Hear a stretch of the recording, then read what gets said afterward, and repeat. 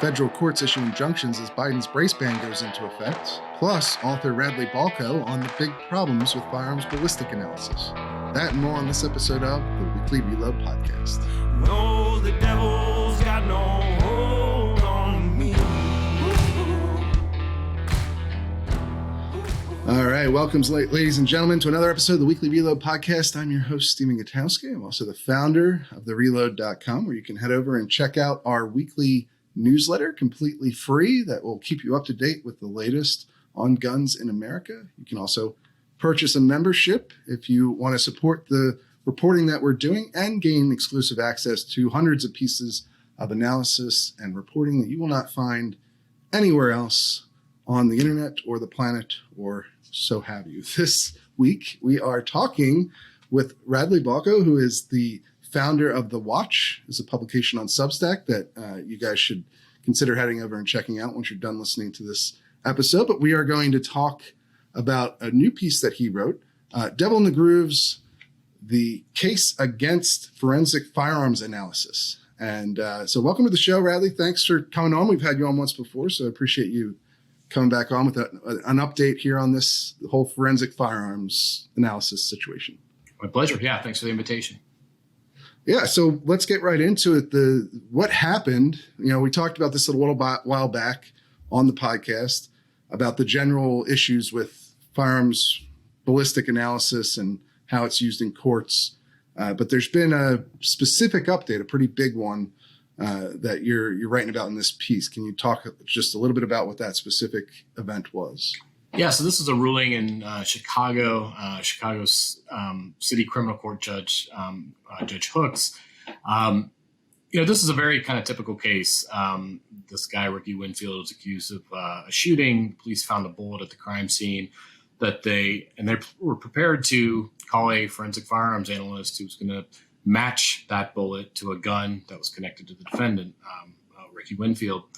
And the defense in the case, the Chicago Public Defender's Office, mounted what's called a Fry challenge. And basically it's a challenge to the scientific validity of this type of matching one bullet to one gun.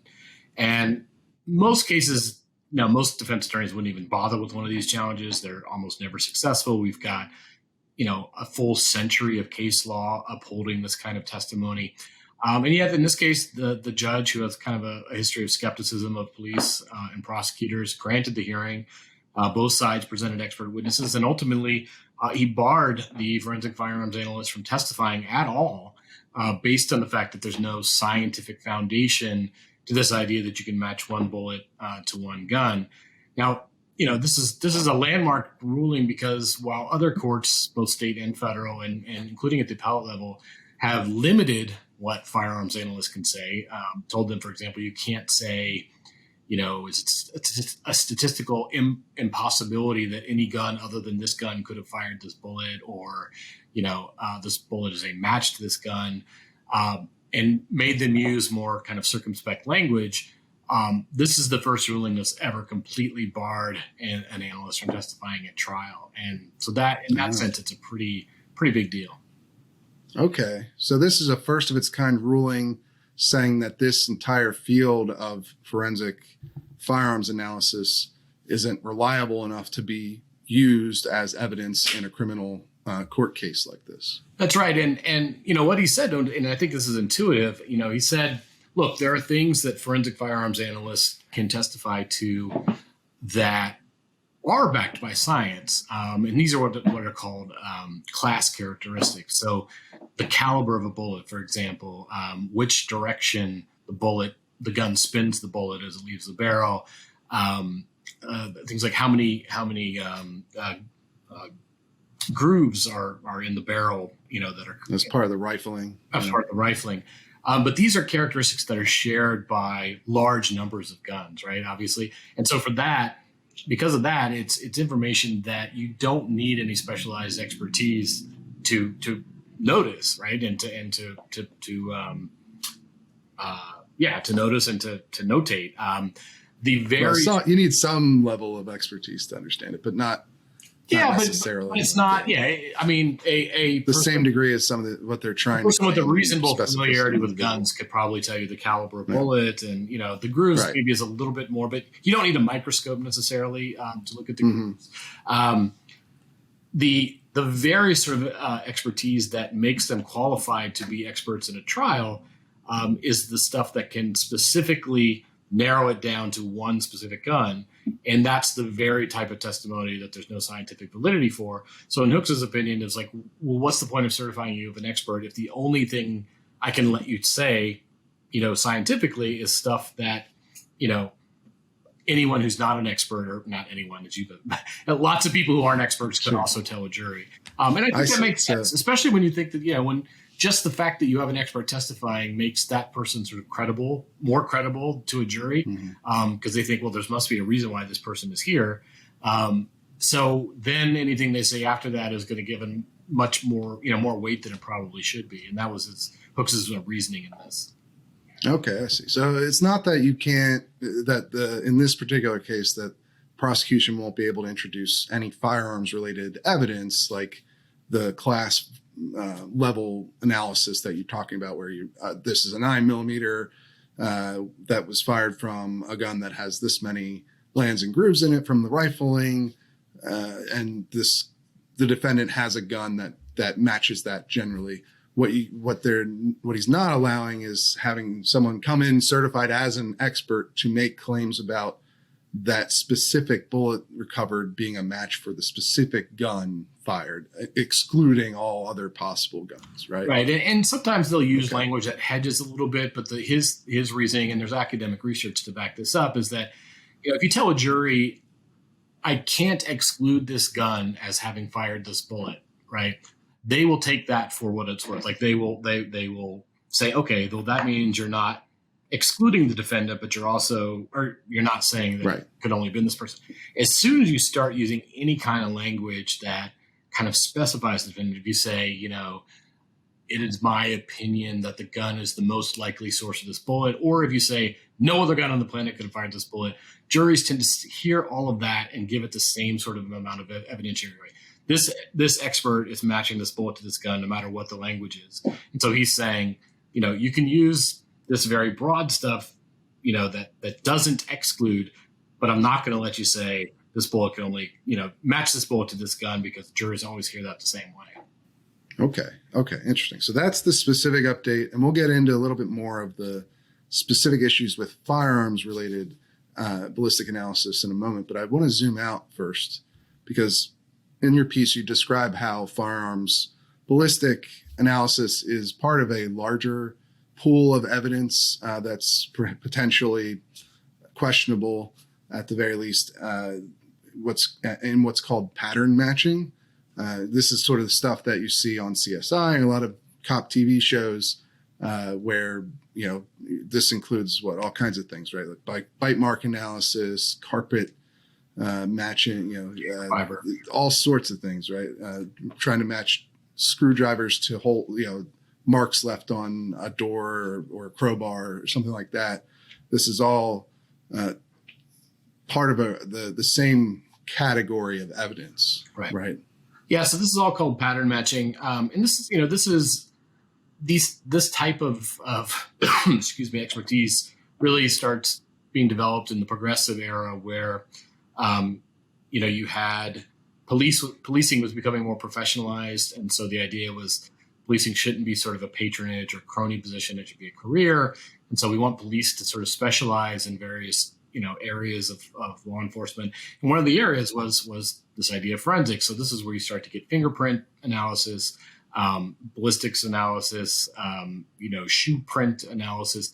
And you get these kind of specializations that have kind of what you might say, the veneer and kind of sheer of science or shine of science. But they're all kind of developed within the auspices of law enforcement. They don't come from the scientific community.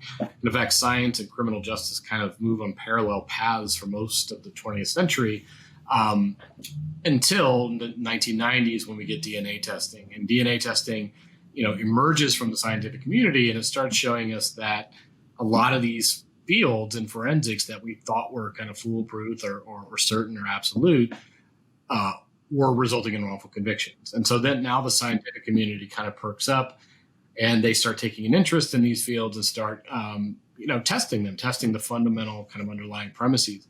And so pattern matching, had been pretty universally accepted in courts, whether it's bite marks, whether it's, as you said, hair and carpet fiber, shoe prints, tire tread, anything where you're matching two pieces of evidence and looking at them and seeing if they're a match. And the problem with pattern matching, from a scientific perspective, is that we don't know, so I talked about the class characteristics, right? And these are the very broad characteristics. The characteristics that allow you to narrow it down to one gun, for example, or one set of teeth, are called individual characteristics. And these are the tiny microscopic marks that you see on a bullet that they claim, could only come from this particular gun barrel. Well, the problem with that is we don't know how unique those characteristics are. We don't know how often a certain bite pattern or a certain rifling pattern occurs over the entire population of bullets. And so we can't generate a margin for error the way we can for, say, DNA. In DNA, we know the genetic markers, and we know the alleles that are at each marker, and we know how often those alleles appear across the entire human population. So if you have so many matching alleles at those markers, we can say the odds of anyone other than the defendant leaving this, owning this blood are 1 in, 3 billion. We can't do that for any of these other fields because we don't know how often these characteristics occur across the population.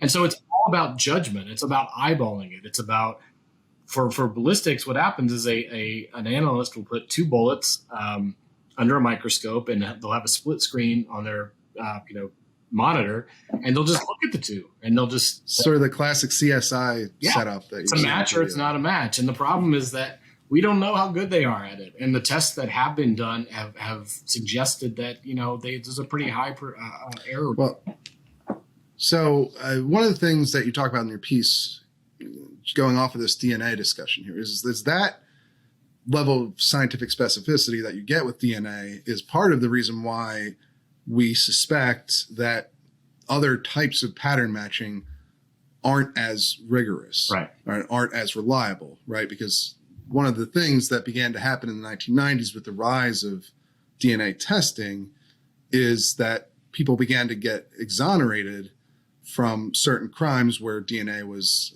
a part of the evidence kit that they could go back and look at and find that the suspect or the person who was convicted wasn't a match for the DNA in the case.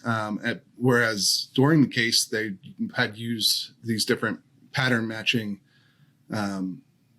techniques instead of DNA. And is that a good summation of how we understand that these other techniques are less reliable? Yeah. Is that why, or what is it? So DNA started showing us that they had gotten it wrong, and they had gotten it wrong in ways that sent innocent people to prison and allowed guilty people to remain free. And so what happens is the scientific community starts noticing this. And so they start running tests on the basic kind of underlying premises of some of these fields. So, for example, bite mark matching, they ran tests looking at trying to answer questions like, is human skin even capable of recording a bite in a way that makes it useful to be compared to other teeth? What they found is it doesn't. Human skin is incredibly elastic. It can stretch. When you bite someone, in the heat of a struggle, for example, the person may be pulling away. How fast you heal has, factors into it. And so, they found that the two main premises of bite mark matching, that human dentition is unique, that we all have a unique bite. There's no evidence for that. And they found that human skin isn't capable of recording a bite in a useful way. And then they also have tested actual bite mark analysts and found that they're not, when they're given the exact same evidence, they frequently disagree about what conclusions can be drawn from that evidence. So if you show them the same alleged bite, in some of these studies, you found widespread disagreement over whether it's a human bite, whether it's a bite at all, whether it's a bite that's has been recorded well enough that it can be used for analysis. And in the scientific community, if we're in accepted science and you give 100 scientists, a question like that, and you ask them to apply existing sort of known scientific principles, they're all going to come back with the same answer, right? I mean, there are areas of theoretical science, or maybe that's not the case, but within the accepted science, that's what science is, right? It's predictability. We apply the knowledge that we have, and we can get this outcome. If these forensic analysts can't even agree on what the exact same piece of evidence shows, how can we rely on them to sort of give objective, predictable, scientifically sound testimony in court?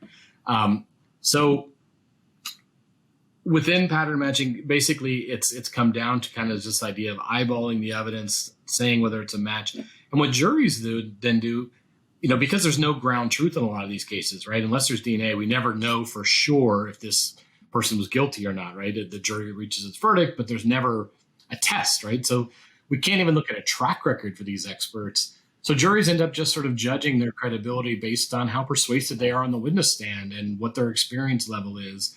And the interesting thing is a couple of responses to that. One is that the set of skills it takes to be persuasive to a jury is not necessarily the same set of skills it takes to be a good scientist or good analyst. In fact, they could be contradictory, right? Juries want certainty. They want to be told what the answer is, right? They hate circumspection. Well, problem is science is often circumspect, right? Science talks in terms of probabilities, in terms of margin for error.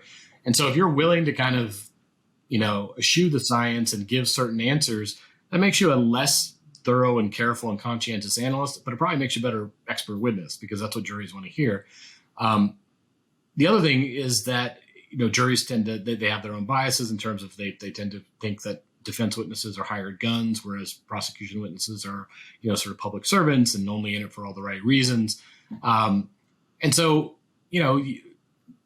they end up using the wrong criteria when determining the credibility of these witnesses. One thing that comes out of these two studies I talk about in the piece that are sort of science-based studies, these proficiency tests that were given to the analysts, one thing that comes out of it that's really striking is that there's no correlation between experience and training of the people who took the test and their performance on the test. So you would think that if experience and training are what makes one of these experts more credible, the experts with more experience and more training would do better on proficiency tests. And that just, there's no data to suggest that, which again suggests that it's sort of more about subjectivity and kind of eyeballing it than it is about actual science. Right. So one of the things you mentioned in the piece is this reality that for firearms ballistic analysis in particular, there have been fewer exonerations than for other pattern matching based convictions, right? So there's been fewer people exonerated for over convictions based on ballistic matching than there have on, for instance, bite mark matching or other forms of pattern matching. Yeah, fiber matching. Can you just talk a little bit about why you think that exists? Because obviously this is a defense that you will see from people who believe in this sort of ballistic matching evidence and experts that are used at trial. Right. So yeah, we're probably about 4 or 5 sort of accepted exonerations of people who are convicted primarily with ballistic evidence. Whereas bite marks, I think it's over 2 dozen, and hair and carpet fiber, it's well into the dozens. Well, the reason for that is because the only, once you've been convicted, the system puts a premium on finality, right? The idea is to protect the verdict. You want to protect the legitimacy of the system. You can't be sort of overturning jury verdicts left and right. The problem for that is that, so once you're convicted, then it becomes really, really difficult to get a court to look at your case again. The only exception is DNA. The courts have been, at this point, accept DNA testing in most cases, although there's been some chipping away at that too. But they've been convinced that DNA is rock solid, and that if you have DNA evidence showing that you're innocent, you're going to get back into court. Well, if you consider what kinds of cases have DNA evidence that is dispositive of guilt, what kind of cases as well? It's rape, it's murder, maybe it's a mugging or burglary situation if you leave some DNA behind. But we know that, for example, with hair analysis, with blood, any kind of blood analysis, and with bite mark analysis, those are all evidence that are biological in nature, which means they either are they either contain DNA themselves, or with a bite mark, there's probably going to be DNA around the bite, right, with saliva. By its very nature, ballistics evidence is not biological. A bullet is not biological. And in most cases, if a conviction turns on ballistics testing, it's going to be the kind of shooting that for which there's very unlikely to be any DNA. It's going to be a shooting from a distance. If you shoot somebody up close, there's a chance you might leave some DNA behind. If it's a drive-by or shooting somebody from a distance, you're probably not. So the very sorts of cases in which this type of evidence is most important are going to be the very sorts of cases for which the only type of evidence that courts tend to be persuaded by is going to be least available. So it's not that there haven't been just as many wrongful convictions with ballistics evidence as these other types of pattern matching evidence. I think the safe bet is it's probably about a roughly equal percentage as in the other fields. It's just that we don't have that rock solid slam dunk DNA evidence that courts usually require to revisit those convictions. Okay, I see. Now, the other defense that you'll hear from ballistic analysis experts is that they have developed their own tests for demonstrating competency and demonstrating their expertise in doing this sort of work to a degree that they believe is makes it admissible in court. Right. You talked a little bit about sort of these tests earlier. Can you just explain the critiques that you have of the way that that most prosecutors' offices and most experts actually conduct these sorts of tests or use them in court? Some of their weaknesses and why you think they're flawed. Sure. So if we can't generate a margin for error the way we can DNA when it comes to specific bullets, maybe we can generate a margin for error just by testing these experts. We give them proficiency tests, and if you're going to say I should be trusted to give this kind of testimony to a jury, let's see you prove yourself first, right? Well, a lot of these fields have been really resistant to that type of testing, and that's understandable because they have nothing to gain from it, right? And a lot to lose. They're already accepted in courts across the country. Subjecting yourself to testing, the best that can happen is the status quo. The worst is that, you perform poorly and now you're not certified as an expert, or defense attorneys now have ammunition to use against you. But as the scientific scrutiny kind of ratcheted up on some of these fields, they did start administering their own tests. The problem is the tests aren't reflective of the way they do their jobs day to day. So a lot of the practitioner administrated tests. So one example is that they will give you two groups of bullets, Group A and Group B, right? And you have to match the bullet in Group A to the bullet in Group B that was fired by the same gun. Well, the problem with that is as a test taker that every bullet in Group A has a corresponding match in Group B, right? Well, there are very few scenarios in which an analyst is ever going to be asked to do that. Maybe, if you have a shootout or something, right? And there are 5 different people shooting and 5 different types of bullets, and you have to match them up. But that's very, very rare.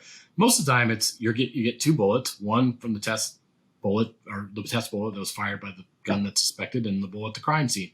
And you look at them at the same time, and you say they're a match or they're not a match. So that's what they should be tested on.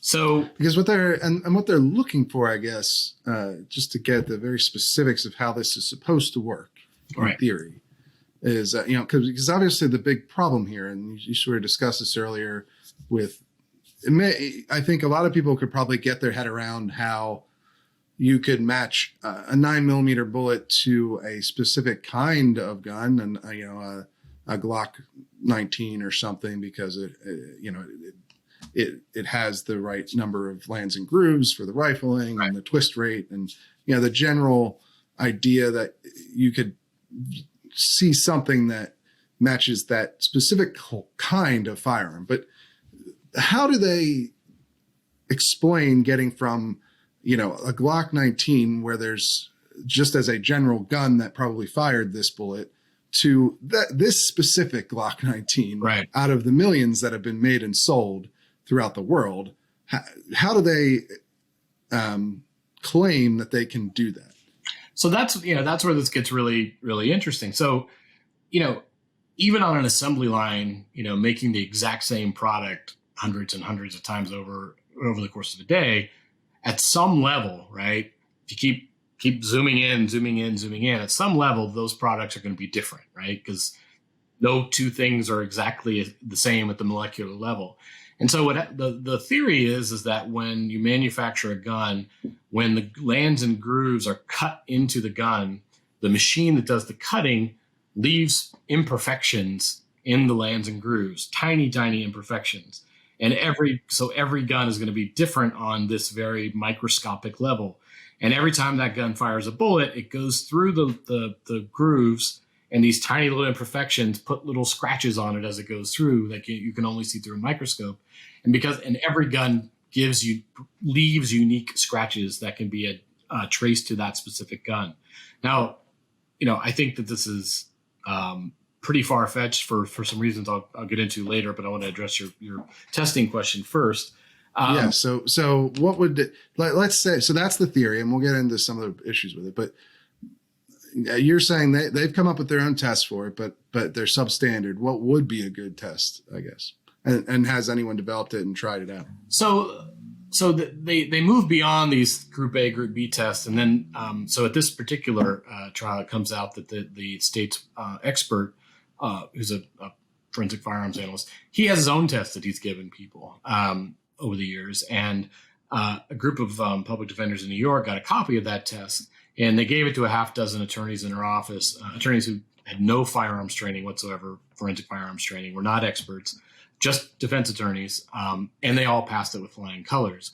Now, if the whole point of these tests is to sort of validate the unique expertise that firearms analysts bring to a trial that juries need to be told about, the fact that these defense attorneys who do not have that expertise, do not have that training, were able to ace this test is a pretty good indication that this test is not evidence of that expertise, right?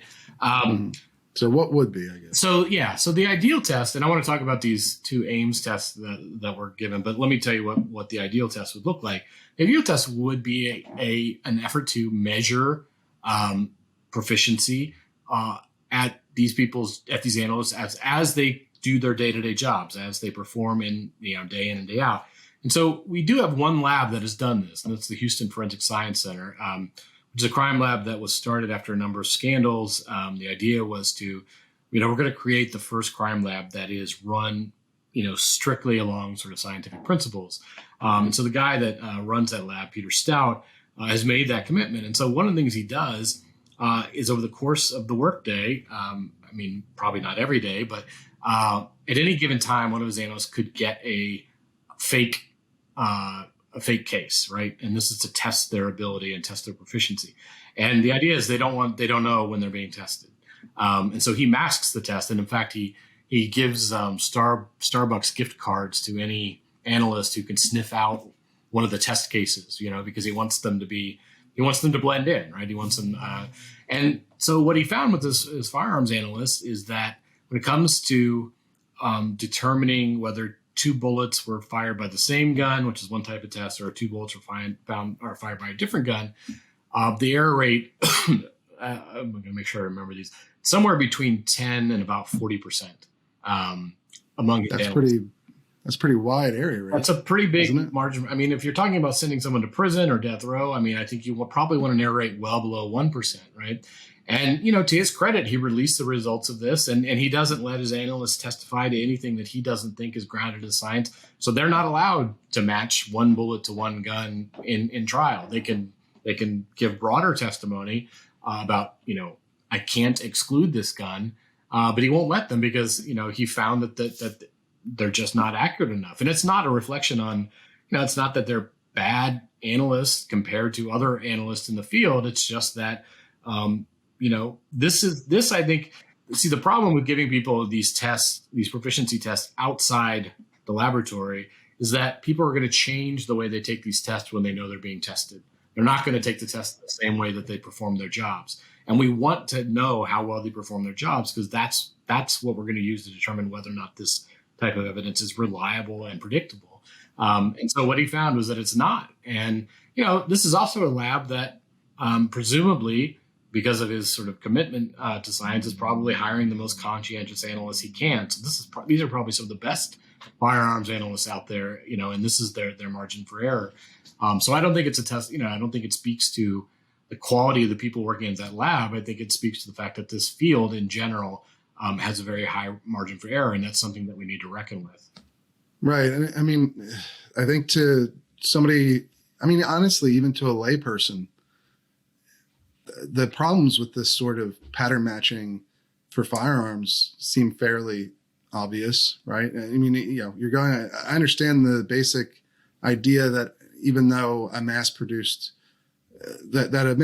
gun would still have some slight variations to it compared to, the one manufactured 10 down the line. But it does start to seem very difficult to me to have some really specific level, really competent level of certainty that you can match a mass-produced gun with a single bullet that was fired from it that is also a mass-produced product. The ammunition itself is mass-produced, right, as well. And even if let's say there are some slight imperfections in the rifling of every gun, presumably that would also change over time too, right? This is another issue that seems fairly straightforward, that the imperfections that are put in by use of the firearm are going to be something where that'll change the pattern of the marks it leaves on a bullet. And not to mention the fact that, bullets often strike other things after they leave the gun, right? I mean, there's all sorts of ways for these marks to get marked up. Yeah. But here, I think is the really kind of the telltale sign that this is not a science at all. And I wrote in the piece that this is, after 20 years on this beat, this still managed to astonish me when I learned it, when I was researching this piece. So, over the course of, the history of forensics, there have been lots of exposés, investigations that have shown that, when you're doing pattern matching, you generally come to one of three conclusions. Either it's a match, it's not a match, or it's inconclusive, right? So what we've learned over the years is that a lot of times crime lab analysts will face a lot of pressure from police and prosecutors, to either find a match when there isn't one, or more commonly, when they can definitely exclude someone, there's pressure for them to say it's inconclusive, right? Because the police still have other evidence against this person. So as long as you don't say inconclusive, it's fine, And so, we've seen lots of scandals where this has happened, where this has been proven. And while, officials aren't always fast enough in terms of admitting something went wrong, sometimes they skimp on the subsequent investigation, they try to downplay it. There was at least sort of acceptance that this is wrong, right? That if you're doing a forensic analysis that should exonerate someone and you don't disclose that, instead you just say, I don't know, it's inconclusive, that is, unethical, and it's probably a violation of the defendant's constitutional rights, right? Right, yeah. So here's what I found in researching this. That's not true in ballistics in firearms analysis. So most crime labs across the country, including the FBI, one of the most prestigious crime labs in the world, allegedly, as a written policy, they will not exclude in a firearms analysis. They will implicate someone. They'll say this bullet could only have been fired by this gun. They will not say this particular gun could not have fired this bullet. They will not exonerate. So if you're really, yeah, and it's a written policy. These aren't rogue analysts who are kind of doing this under the table. It's the actual policy. Yeah. Now here's their explanation. And doesn't that undermine the whole concept, right? If the whole idea is that you can specifically tell that a specific gun fired this specific bullet because of the imperfections in the rifling, then you should be able to exclude every other gun, right? That is exactly the point. And so the way it was explained to me was, well, we can't do that. We can't say one gun could not have left these specific marks because, as you just hinted at, over the course of its life of use, a gun is going to change, and it's going to the imperfections are going to get worn down, or maybe there's going to be new ones created. And so we can't say that this gun could never have possibly created these marks. Now, that makes sense on its own if you in isolation. Okay. But at the same time, so what you're saying is, I'm not comfortable scientifically in saying this one gun could not have created these marks. But then they turn around and they are comfortable saying every other gun in the world but one could not have created these marks. I mean, it just doesn't. Yeah, that's where it doesn't make sense. It's absolutely mind-blowing to me. And look, if you're a prosecutor... Plus, you think that every time, like, you clean the gun, right, if you're running a wire brush through that barrel, you're leaving little imperfections all over the place every single time you clean it. Yep. I mean, so the only way I could see, even if you assume that this theory is correct, that little imperfections in the lands and grooves of rifling can produce specific markings that you can then match against the bullet that's been fired and hit something. It would only be true for a very short period of time, I would guess, right? Yeah, and you don't know what that period of time of shots, is. Right? And you know, a lot of times they'll fire 8 to 10 test bullets in these cases. Right. But wouldn't they all have to match, right? Man. But here's the other thing. I mean, if you're a prosecutor, though, and you send, a bullet and gun to the crime lab for testing, you have nothing to lose, right? At worst, it's a wash, and they're going to come back and say inconclusive. But it can only help you. And so, forensic firearms say we want to be taken seriously as a science, that we're objective, we're fair. But if the only results, can are either a wash or going to hurt the defendant, that doesn't seem objective. That doesn't seem fair, right? That seems like something. It seems like a tool for prosecutors, And I was just absolutely floored when I saw that, because I don't know of any other, even bite mark, even some of the more dubious fields of forensics.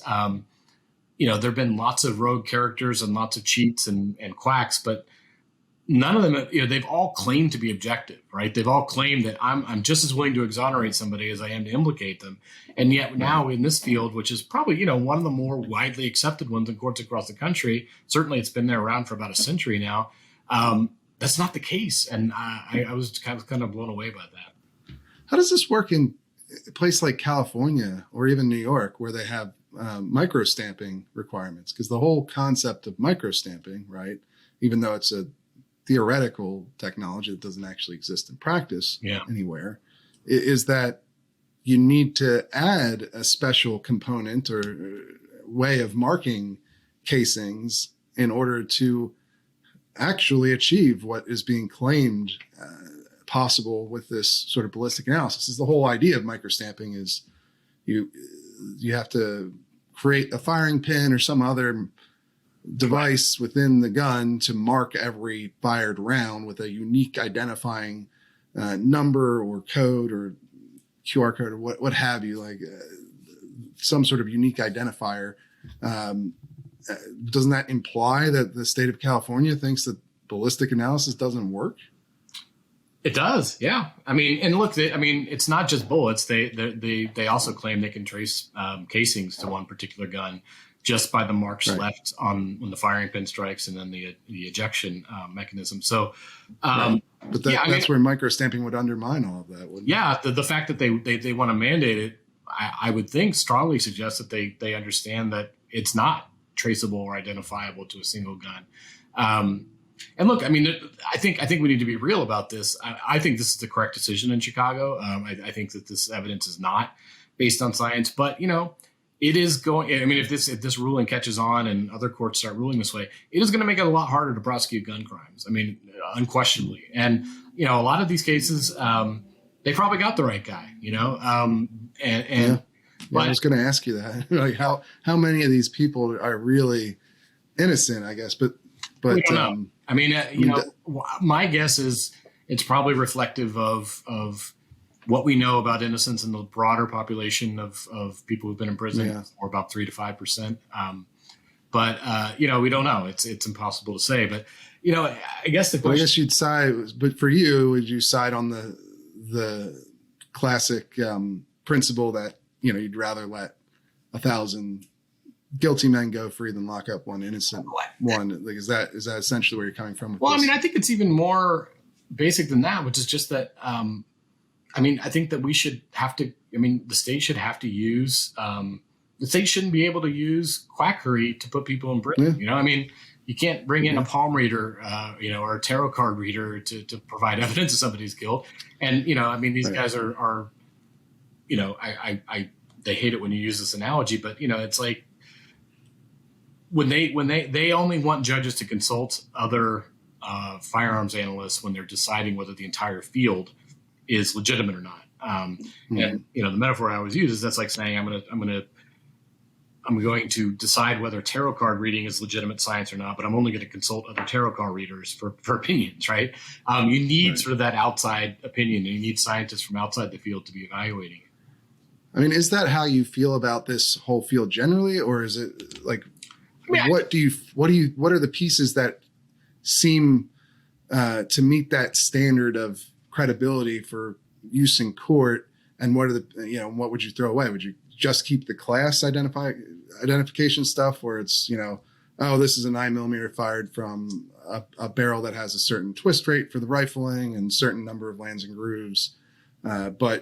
But you toss the stuff where they're like, this bullet absolutely only could have come from this gun in particular. Yeah, I think that's exactly right. And look, that's not to say that we may not get to the point where we do have science to back this up. So one of the things I mentioned in the my dog. Your dogs they have an opinion on it. Yeah. So one of the things I mentioned in the article is that there is research going on right now with 3D imaging, and some of these researchers they're scanning bullets into their computer systems with 3D scans, and then they put them in the databases. And they're trying to see if it's possible to create an algorithm that would be able to match a bullet to a specific gun and generate a margin for error. And, we're not there yet, but even the sort of critics of this type of analysis that I talked to have said, they're open to the idea that we could be there, like we could get to that point. But, those researchers are also constantly testing themselves. They're testing their algorithms. There are ways to know if the algorithm is accurate or not. And so we may get to that point. But right now, it's basically we're just relying on the words of these analysts who, one, don't do very well when they're tested, and two, don't even tend to agree with each other on a piece of evidence on what it means. And that, I think, is it's not suitable, as a reason to send someone to prison or even to death row. Okay. So the general concept of being able to match a specific bullet to a specific gun may not be completely absurd, but it's not achievable right now is kind of where you're at. Yeah. And even the people that are doing the 3D imaging, that, they're not setting out to prove that this is possible. They're setting out first to ask whether it's possible. And then if it is, to try to generate the algorithms that can pull it off and generate a margin for error. But, I do think the fact that they're willing to take on this research while questioning, what the outcome is even going to be is important. I mean, that tells you that these are, scientists that are pursuing, knowledge and not people who are sort of, pursuing a particular end, which is to help convict someone. So you find that sort of pursuit of this this general concept to be a more acceptable way of doing things rather than how it works today in court? Yeah, well, because I think a lot of forensic firearms analysis began, in the early 20th century with the premise that already accepting the idea that this was a thing that could be done, right? That we can match one bullet to one gun. And I think these researchers, these 3D people working on the 3D imaging are saying, well, we don't even know if it can be done. Let's test that first. And if we find out that, it can be done, then let's figure out how we can do that in the most accurate way possible. But that first question to this point has never been asked. And I think that's probably the most important. With any field of forensics, like we need to first be asking, like, is this even something that can be done? Is it even possible to match one set of teeth to one bite mark on human skin? Yes, that does seem like a pretty important baseline to have, especially when you're considering locking someone up in prison for long periods of time over the results of these sorts of or potentially getting the tests. wrong person. Yeah, exactly. In case you let somebody else go. Right. I mean, certainly you could repeal the Fourth and Fifth Amendments and just let the police lock up anybody they think is bad, I guess. Maybe they probably still get a majority, right? But I don't know that anyone would want to live in a country like that. I mean, North Korea has a really, really low crime rate, right? Right. But yeah, so we appreciate you coming on the show and giving us an update. It seems like pretty significant news, and we'll have to follow what happens from here. If this is the start of a trend, or if this judge stays out there by himself, and the type of analysis that you've detailed the problems with here continues to be accepted in most courts. But where can people, if they want to follow along with this and other really criminal justice related news, because you cover a lot of it, you do a good job of questioning some of these sacred hogs, I guess, or slaughtering some of the sacred hogs in this realm on a daily basis over at The Watch. So tell people how they can find out more from you. Yeah, it's just my name, radleybalko.substack.com, or you can just Google me, but also the name of it is The Watch. You can find it that way. I'm supported by readers, subscriptions, although all the content is free. So I just ask people to subscribe if, they think the work is important and informative. So. Wonderful. Well, I would encourage people to go over there and check it out. Read this piece. It's got even more detail than we were able to get into on this show. So I would highly encourage people to do that. Read some of the studies themselves. You got it all linked there. It's a really good resource for anyone who wants to learn more. And I really appreciate you being on the show. We'll have to have you on again down the line to give us another update. Sounds great. Thanks for having me on. Appreciate it. All right. We're going to head over to our news update now. All right. I'm back with contributing writer Jake Fogelman. How are you doing this week, Jake? I'm doing pretty good, Steve. How are you? I'm all right. I heard you got a new gun. Is that right? That's right. So I, like you, I think, kind of have a history of working with ARs, building ARs, kind of used to that platform. Yes. But I very recently dipped my toes into the AK side of things as far as modern semi-automatic rifles go. I picked up a Serbian Zastava AK. AK folks out there might recognize that. It's one of the primary import AKs that people buy in the U.S. Okay. So I picked that up. It's a nice wood furniture. It's beautiful. Tiger maple looks great. I really wanted a nice wood furniture AK, kind of the standard look. Mm-hmm. And I took it shooting for the first time last weekend, and it was just a blast. I put like 100 rounds through it, but it was just great. It's great to shoot. Nice. Is it a 47 or a 74? It's a 47, so it shoots the 7.62 by 39 rounds. Oh, you got the full weight, the full bore version, huh? Right. Yeah. Especially because I didn't know if I wanted to get into AKs down the line. I wanted to get kind of like the typical AK, So that's why I went iron sight, wood furniture, 7.62 by 39, and that's the way just to awesome. do it, I think. Yeah, agreed. Those old World War II era rifles are obviously the 47 is 2 years after World War II is where the number comes from there, but still that same basic era where they're still using larger cartridges. I mean, the 7.62 is still an intermediate cartridge compared to what the 30-06 or some of the other rounds that were used at the time, but it still packs a pretty good punch. And, which is why they reduced it later on down to, was it 5.45? I think is the 74s round. Fairly similar to R5.56 here in the NATO side of things. Yeah, but you still kind of get that, at least from my recollection shooting 47s, you still get that kind of heavy gun with a bigger round feel to it, which is pretty unique compared to like an AR or a lot of the modern semi-auto rifles that you'd see around today, which use smaller cartridges like the 5.56.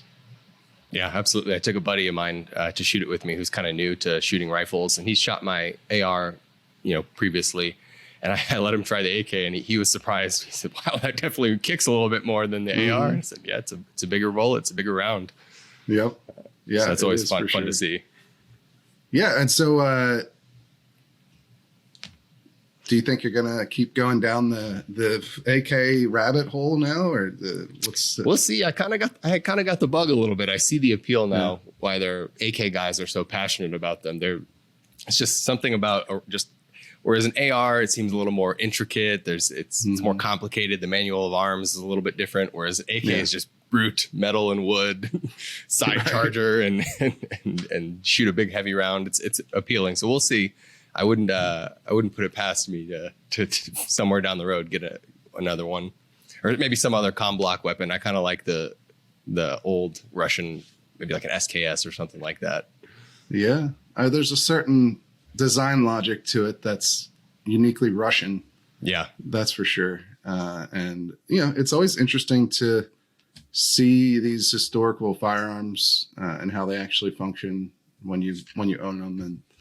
And it's sort of like being able to interact with a piece of history, even though it's, that gun, I'm sure, is not from 1947, much later. But, the design hasn't really changed terribly much since it was first implemented. That's true for the AR as well, I suppose. But it's definitely a different experience than taking your 5-pound, AR made of plastic and aluminum out to the range. But some of these carbon fiber forends and stuff that people put on ARs now, you get them way down in weight. The what would Stoner do type gun projects from in range and Forgotten Weapons, where they're trying to make that gun as light as possible. Some of these 3D printed versions are even more absurd in that regard. And then you switch over to the old Soviet block of steel and wood. It's a very different experience. Absolutely. Yeah. But it's a blast. Yeah, for sure. That's awesome. Yeah. I should probably get an AK. I just never pulled the trigger, so to speak, on it, because they're not terribly expensive. I suppose now they're a bit harder to find because of the import bans that have come in over the last couple decades. They've been whittling away at Russian imports. Yep. Sometimes for understandable reasons, like the invasion of Ukraine, but actually most of the restrictions happened well before that. Sure. But either way, they're still out there. I think people tend to be kind of snobby about AKs, though, right? They don't. As you sort of mentioned at the top. Yeah, American-made AKs are sort of like, if you talk to an AK guy, that's like heresy. And it's just kind of hilarious. And it's not without cause, right? There are some American-made AKs that have had real problems, so I get why some folks talk down on them. But there are American-made companies that I think are trying to change that reputation. But if you talk to AK guys, it's all about the imports. It's all about Serbian imports, Bulgarian imports, Soviet bloc guns. It's sort of an authenticity thing, I think.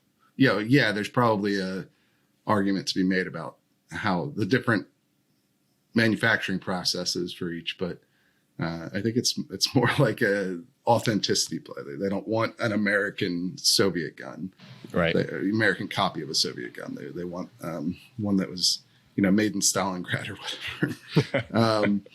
And so but it is kind of funny because the AK's reputation, obviously worldwide, is this like cheaply manufactured gun that's made in the tens, hundreds of millions over the years. And people here in the U.S. shun them if they aren't the cheaply mass-produced Soviet versions. Basically. Right. It's part of the character of the rifle. Yeah, certainly. So are you going to, the other stereotype for the AKs is that you're going to like store yours outside, buried in the ground or whatever? Yeah, right. Only clean it with a garden hose and then throw it in the safe. No, I don't think I'm going to do that. I'm actually in the process of babying it with some oil on the wood to treat the wood. And because like you said, it's almost like a piece of history. It's like almost like an art piece. It's half art piece, half gun. Sure, especially with collector's item. Right, and how nice the wood looks. So I do want to take pretty good care of it. It'll probably be half safe queen, half range toy, that sort of thing. Yeah, I mean, I also think a lot of that stuff is incredibly overblown, right? Especially the AK versus AR thing, especially if you watch like mud tests of each gun. The AK is simpler to maintain. I'd say that's probably a fair point. But a lot of the AR sort of stereotypes around how hard it is to clean or maintain are like Vietnam era myths, or at least they come from some mistakes made at the very beginning of the when the guns were first introduced in the late 50s, early 60s, and they were using different kinds of ammunition than you would find today. And so some of that stuff's pretty overblown, but the AK obviously by proven design, let's say that much. Yeah. It's the most common rifle in the world for a reason. Yep. And one of the reasons is that it's a good gun. There's lots of other reasons too. That's true. That's true. But yeah, so that's pretty cool. Maybe I'll have to get an AK at some point down the line. I have to think through what my next gun will be. Yeah, I've been really into, mostly handguns. I mean, around here in Northern Virginia, you got mostly indoor ranges. So taking your rifle out to the 25-yard range is not the best experience. But the rifles are still very cool. I tell you much. I've got an update on the carry situation, I guess. So just a quick one. I'm still testing out the Filster Enigma.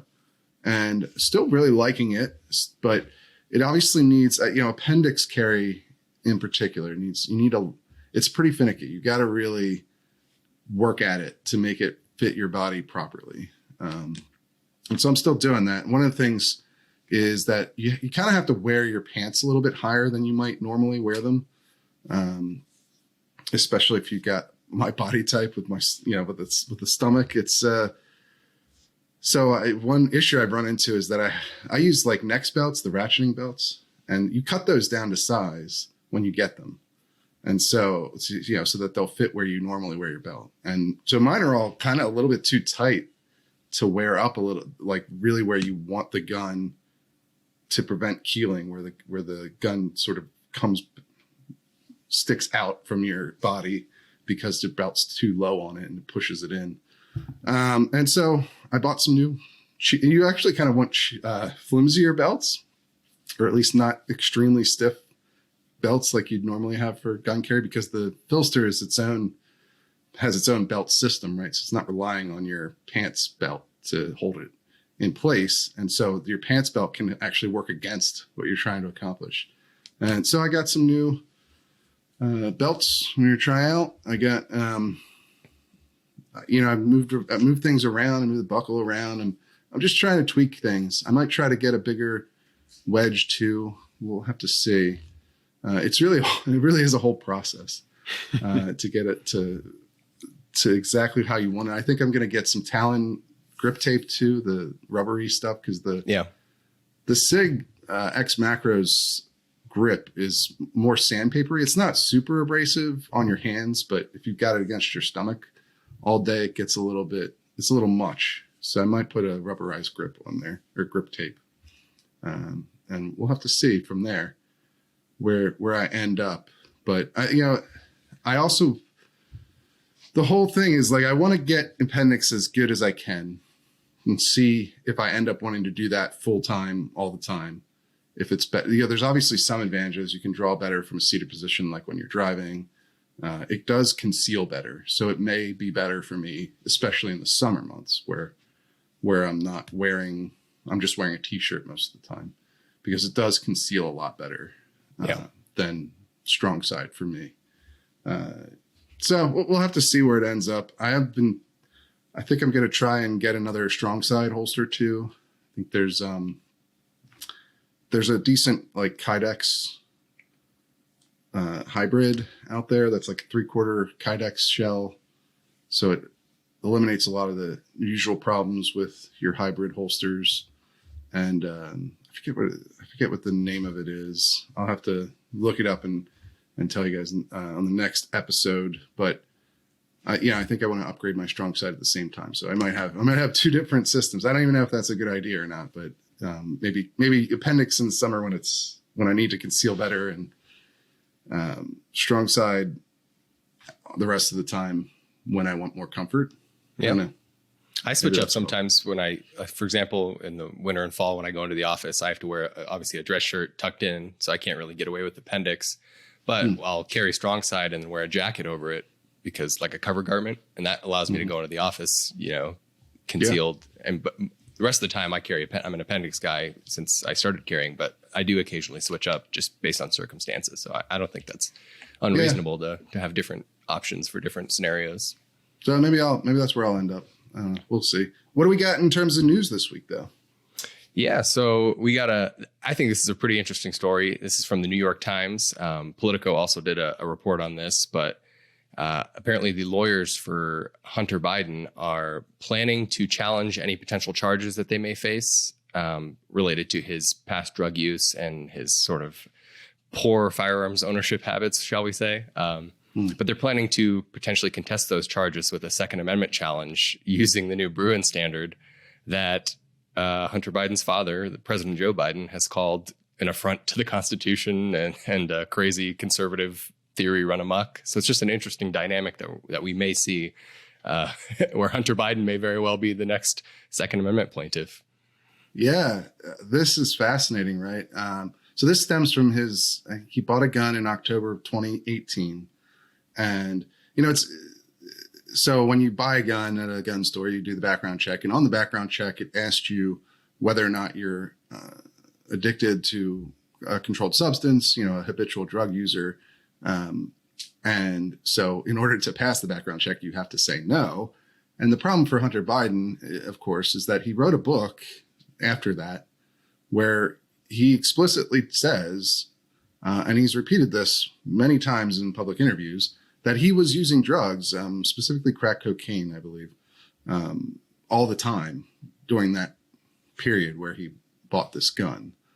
And so that kind of opens him up to charges that are actually fairly unusual, because it's difficult in court generally, from experts that I've spoken with on this topic, to prove that somebody is addicted to a controlled substance, that they're a habitual user of it. You could have them come in the police station and say, yeah, I smoked weed this morning, or I did meth or whatever the same day they bought the gun, and it'd still be hard to get them on that charge for lying on the background check, because you have to prove that it's a continuing habit that they have. And so that's where Hunter's book becomes a problem for him. Now, I'm not a lawyer, so I don't know exactly how public statements by suspects work, in books, how admissible that stuff is in court. He obviously is going to have the best possible lawyers, but it seems like they're concerned he might be charged for this situation. And by the letter of the law, it seems like he did break the law and lie on this background check.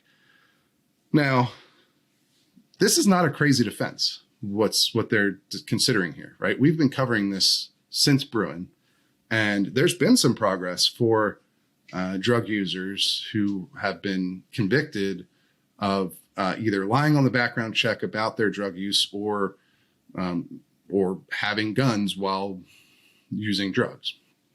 And we've seen at least 2 rulings to that effect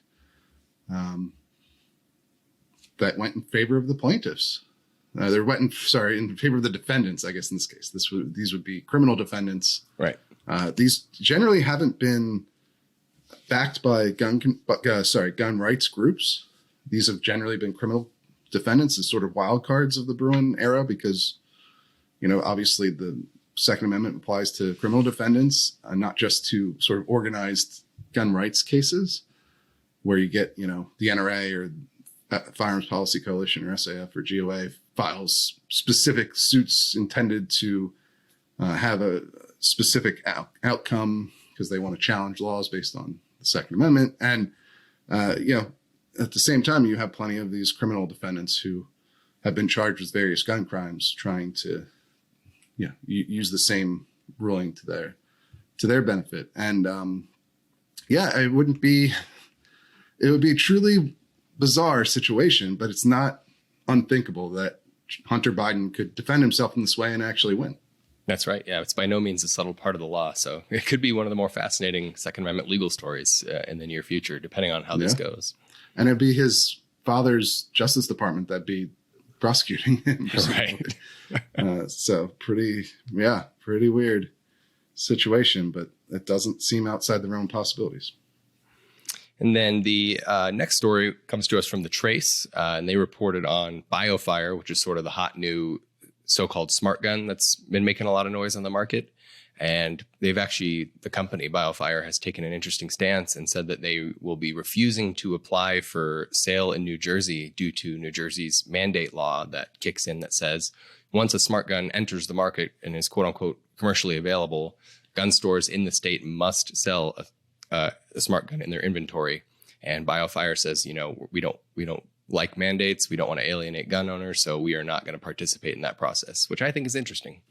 It is interesting, right? It's sort of BioFire, I think, has kind of learned from previous smart gun company attempts that their core audience doesn't like these sorts of mandates and doesn't want them triggered by a company that is trying to sell them guns, right? And so, yeah, I mean, that seems like a fairly savvy move on BioFire's part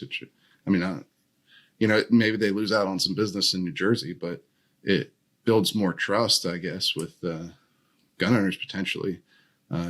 Because if they become, this was an issue for Smith & Wesson even back in the 90s when they agreed to do to a deal with the Clinton administration where they were going to make smart guns and they were going to stop making guns that the Clinton administration didn't like. And that created a huge backlash in the gun owning community that I think a lot of gun companies today are still wary about. And right. So you see BioFire, I think, reacting to that. And, it's interesting because New Jersey has softened their mandate. It used to be one of the big impediments to developing a smart gun at all was that New Jersey law that they had in place for a long time. That used to say once a smart gun is available on the market, that's all that gun stores in New Jersey can sell. So they softened it, I guess, to this current mandate, which just says you have to sell them, which in theory would be a boon for BioFire if it didn't completely alienate so many potential customers everywhere else in the country. That's right. Yeah, but it's interesting because gun owners, I think, are still a little bit skeptical. Or hardcore gun people, I think, are still a little bit skeptical. But it's one small step to try to gain that trust. So we'll see if that's enough. I mean, there's going to be plenty of gun owners who never want to buy something like what BioFire is selling, which is like a biometrically locked firearm, essentially. But that's not everybody. And if people want to buy them, I think the general feeling in the gun rights movement is that they should be able to buy them. The problem comes with these mandates where people who don't want to buy them should not be forced to buy them is basically the position that I've seen from, National Shooting Sports Foundation, for instance, the industry's trade group says that, and most of the gun rights groups I've seen talk about this have the same basic position. Right. And then the last one comes to us from Gothamist, talking about New York, their new microstamping law that has yet to take effect, but it is on the books. Apparently, there's a government agency that's supposed to be doing a study right now to evaluate the quote unquote commercial viability of microstamping technology. And once they declare, similar to California's law in the late 2000 or early 2010s, where once microstamping is considered commercially viable, it's going to be required for guns for sale in New York. And apparently that agency is blown well past its deadline for when it's supposed to produce a verdict. And I guess they're having some trouble evaluating the so-called viability of the technology. Probably because this technology doesn't actually exist anywhere. I mean, there's no companies that make this, not anywhere in the entire world. This is the thing, like, even if the argument is that it's not made here because of what we just talked about with the smart gun situation, where there's a great deal of opposition to this concept among gun owners and the gun industry that might keep it off the shelves in America. You would think that if this was a viable technology, it would show up in Europe somewhere. There's no reason that it couldn't. There are European gun companies too, or Brazil or any, there's lots of gun companies all over the world, and none of them have a gun capable of micro stamping. And they never have. And no one's even ever produced a working prototype of one. None of the gun companies. So California certified this as viable technology under Attorney General Kamala Harris, who is now vice president. And ever since that happened, not a single gun has come out with the technology in it. And effectively what it meant in California was a total ban on new handgun sales, sales of new handgun models ever since she made that decision to certify. So if there's any sort of objectivity to this report that they're developing, and my guess is most people would expect there isn't going to be any objectivity to it. then they would have to say, no, this isn't a viable technology. And maybe that's why maybe that's the problem. Maybe that's, you would expect politically that they would just rubber stamp this, but perhaps they're not. And maybe that's why they haven't produced this report.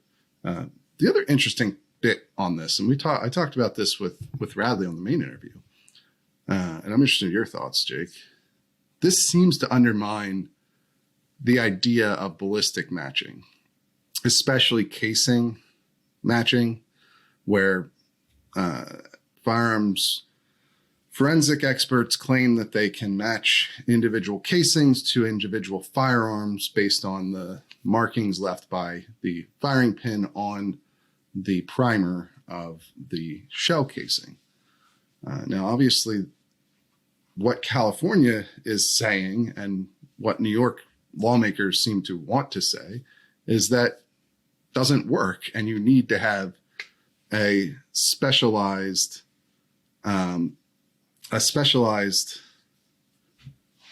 device to actually make this concept work, which is, I think that says a lot. Yeah, I agree. It's kind of undermining their own rationale for ballistic matching. Basically tacitly admitting that it's all sort of been pseudoscience in the past, which is, I don't know, it's sort of an interesting thing to suggest when you're relying on that technology to make convictions in the past. And now you're saying, well, actually, we need this new thing that may or may not even be real to bolster. Yeah. Yeah. I mean, and so that's the big takeaway to me is like New York's going to do what California has done. It'll be interesting to see if this little board actually comes up with a different solution. I think your microphone dropped off. Yeah, it's not letting me switch back. You sound different. All right. Well, either way, that and I think that's a big problem for the field of forensic firearms analysis. At least that seems like an obvious one to me. But I don't know. Maybe perhaps judges will become more skeptical over time because of stuff like this. I guess we'll have to wait and see on that and follow up with Radley when there's more news on it. Additionally, this week that we also wrote several stories actually about the pistol brace ban being implemented by President Biden. The deadline to register your braced guns has come and gone. And now if you have a braced firearm, then the ATF considers you to be in possession of a unregistered NFA item, which carries the potential penalty of up to 10 years in federal prison. So pretty significant penalty. And right before that deadline hit, we got 4 injunctions issued against it. However, they were limited in nature. They are not nationwide injunctions. In fact, the requests for nationwide injunctions were rejected by all 4 courts. And instead, they're limited to the named plaintiffs. But one caveat there is that the named plaintiffs include groups like the Firearms Policy Coalition, the Second Amendment Foundation, and Gun Owners of America, as well as Maxim Defense, a company, and Rainier Arms, companies that make these guns. And what we've got clarity on right before the rule went into effect is that members of all of these gun rights groups are included in that named plaintiff category. So that's millions of people. Additionally, Maxim Defense's customers are included as well. So anyone who buys a gun, either bought one or I guess buys one from here on out from them, is also included in this injunction. So it's quite a lot of people that the ATF will not be able to enforce this rule against. But at the same time, it leaves millions more gun owners without those sorts of protections as these cases move forward, because in large part, the Supreme Court has seemed to sour on these nationwide injunctions that have become more popular in the last 5-6 years. And so it seemed that the Fifth Circuit, especially the 3-judge panel on the appeals court, that really is the one leading all these injunctions. The other 3 injunctions from district court judges kind of came at the behest of or not at the behest, but at the direction of the higher court. They're just sort of following exactly what the higher court was doing to the T, because that's how they're supposed to operate, right? And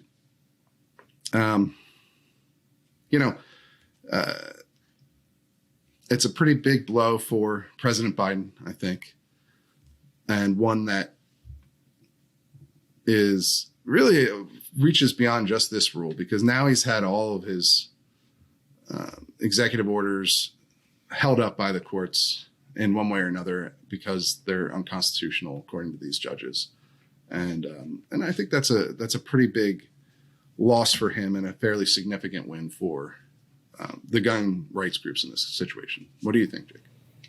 No, I think that's right. And it's funny. It kind of reminds me of, speaking of other executive orders, the course that this has taken sort of reminds me of the so-called ghost gun ban, where you've had multiple judges in multiple cases issue injunctions, but it's sort of been this piecemeal method.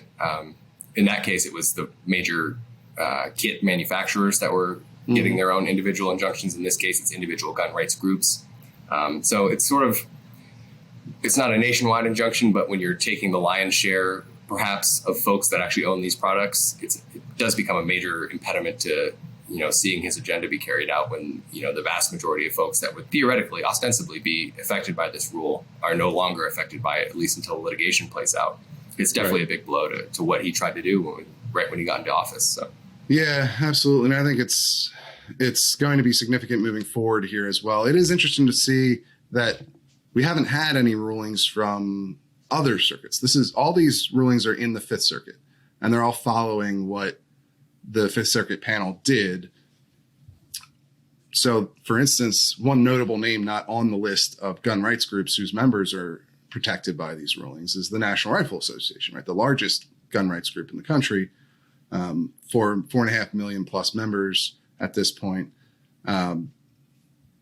That's because they've been involved in a different case in the Eighth Circuit, one that's also seen 25 Republican attorney generals join, as well as the industry group for brace manufacturers. FRAC is the name of it. And that case is fully briefed. There's been no movement, though. And the deadline obviously was sort of the key date to do something about it, and they just didn't. There's several other cases in other circuits as well, and they may become important down the line here, because it's very likely the Fifth Circuit panel is going to find this rule unconstitutional on the merits, because to issue these injunctions in the first place, you have to get to the point where you think it's likely that the law or the ban or the rule is unconstitutional. So it's extremely likely that that's what they're going to find when they get to the ruling on the merits. But that will potentially just apply in the Fifth Circuit, which is Texas, Mississippi, and Louisiana. So in theory, the ATF could continue to enforce this rule everywhere else in the country, except maybe against these gun rights groups members. That seems to apply to all members throughout the country, although there's some question. One of the panelists in that 3-judge panel raised questions about maximum defense customers being protected, because he felt that was sort of an unlimited potential group, because it could be anyone who buys from them in the future. And so there may be some questions down the line, especially when this gets appealed past this first panel, as to how far you can really push an injunction like this. So that's where other circuit cases become more important, and we'll have to watch and see exactly what happens with them. I have a bit more on this over at the Reload in a members piece for anybody who wants to read more about it. But speaking of which, if you're not already a member, you should go ahead and buy a membership today. You'll get exclusive access to that piece and hundreds of other pieces, as well as this show a day early and the opportunity to appear on the show for a members segment, which I always enjoy doing. And if you're not ready to make a purchase to support our reporting, that's okay too. You can also support us by liking or reviewing this podcast on wherever you're listening to it. and sharing it with other people as well. Leave a comment on our YouTube channel, and we always try to interact with those as much as possible. And that's it for this week. I'm gonna go watch the Phillies probably lose again now. So wish me luck with that. Unfortunately, I've been on locally here in the DC area the last couple games, and boy, it's not been pretty to watch. So I don't have high hopes for watching it in person today, but we'll have to see. That's it for this week, though. We'll see you guys again real soon.